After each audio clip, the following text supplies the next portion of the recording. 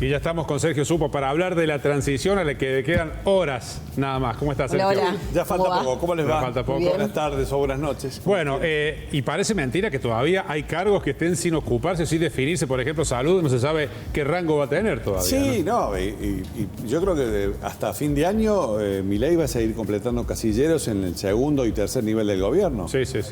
El organigrama no termina de completarse. Es medio raro que salud no sea ministerio, no sea secretaría y que además quede eventualmente como secretaria, pero dependiendo de la jefatura de gabinete. Claro, iba a estar primero dentro del capital humano, se decía. Es un ministerio kilométrico que incluye educación, desarrollo social, trabajo, y también ahí originalmente iba a incluir salud, lo desprendieron, pero no saben dónde ubicarlo en un organigrama que todavía se está terminando de mover. Sí. Bueno, te pregunto sobre Martín Menem, ¿no? Me parece que esto que decías recién en diputados, de la necesidad de hacer un ajuste dentro de la Cámara y que no hay plata, es un preanuncio de lo que va a ser esta famosa ley ómnibus y proyectos que se van a enviar al Congreso, ¿no? Bueno, claramente se espera que después de la asunción el domingo, el lunes entra la primera ley, la ley ómnibus.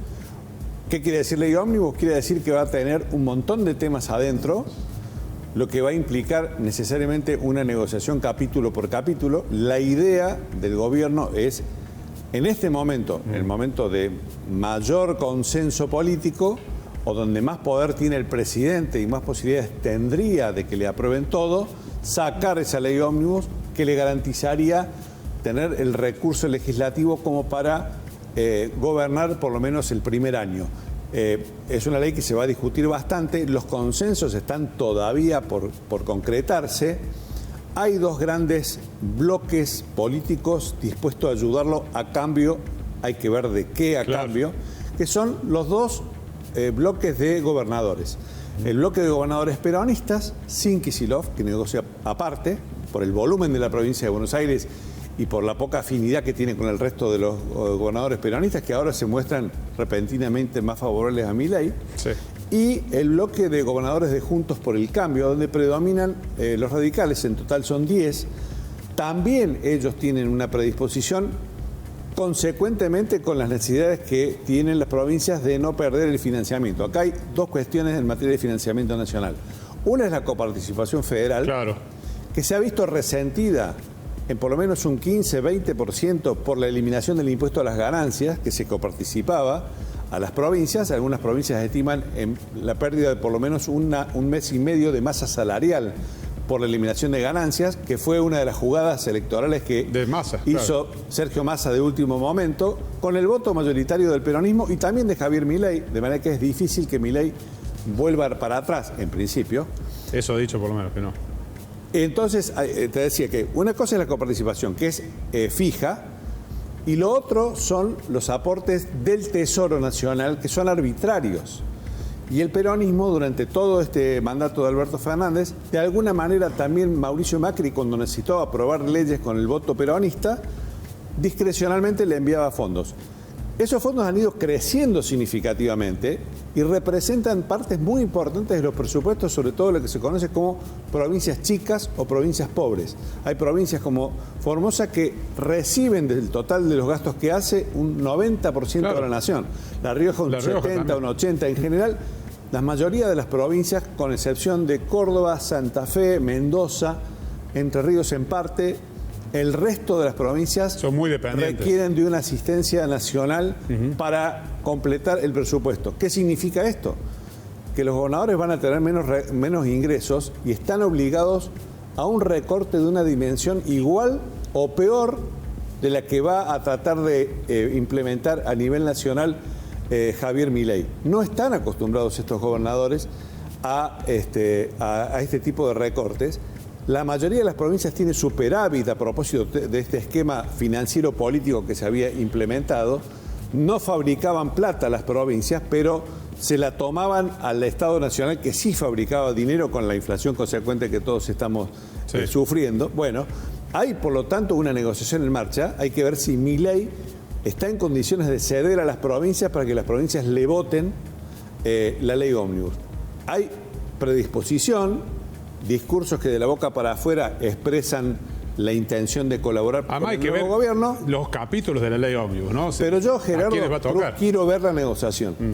Quiero ver la negociación, Sí, sí. el resultado de esa negociación, qué es lo que va a ganar Milei y qué está dispuesto a entregar tanto Milei como los gobernadores que se van a sentar. ¿Por qué digo los gobernadores y no los diputados o senadores? Porque se supone que esos gobernadores controlan una buena cantidad, una buena masa de diputados nacionales y de senadores nacionales como para hacer viable la sanción de las leyes, teniendo en cuenta que Milei obviamente no tiene Congreso, Claro. 37 diputados y 7 senadores. Desde la justicia vino una novedad que involucra a un actor de la política de Córdoba, ¿no? Esta decisión de la Corte Suprema en favor de Luis Juez integrando el Consejo de la Magistratura después de aquella gran batalla que hubo con Cristina Kirchner, básicamente, ¿no? Claro, en su momento hubo una maniobra dividiendo los bloques del oficialismo, del peronismo kirchnerista, para garantizar que por la minoría entrara también un peronista. Y eso desplazó a Juez, que originalmente había sido nombrado por Juntos por el Cambio para ser el representante en el Consejo de la Magistratura. Juez fue a la Corte, apeló, la Corte hoy le dio la razón, con lo cual ahora cuando vuelve a integrarse en el Consejo de la Magistratura, porque el Poder Ejecutivo también tiene que poner gente ahí, y hay una pulseada ganada por parte de Milei, por parte del ministro Cunio Libarona respecto de Mauricio Macri, que quería poner en nombre del gobierno a un hombre afín a Macri. Bueno, la nueva integración del Consejo de la Magistratura seguramente hay que barajar de nuevo, porque estaba muy ajustada la relación entre opositores y kirchneristas. Ahora hay que volver a contar eso y ver cómo quedaron las piezas de un organismo tan importante como el que designa y remueve los jueces. Nada menos. Interesante el apoyo internacional que va a tener Milei el día de su asunción. Sí. ¿Mueve la aguja en algún sentido en beneficio del país? Creo que más que interesante, es llamativa, son llamativas algunas presencias, especialmente la del presidente Zelensky, que es el presidente de Ucrania. Una de las figuras de la política internacional a propósito de la invasión Rusia a su país y de la guerra que todavía continúa en territorio ucraniano. Sí, y que de que está la guerra, que haya ido a asunciones presidenciales, creo que es... No, y es la primera vez que viene a América Latina. Es la primera vez que viene a América Latina, es la primera vez que va a una asunción presidencial.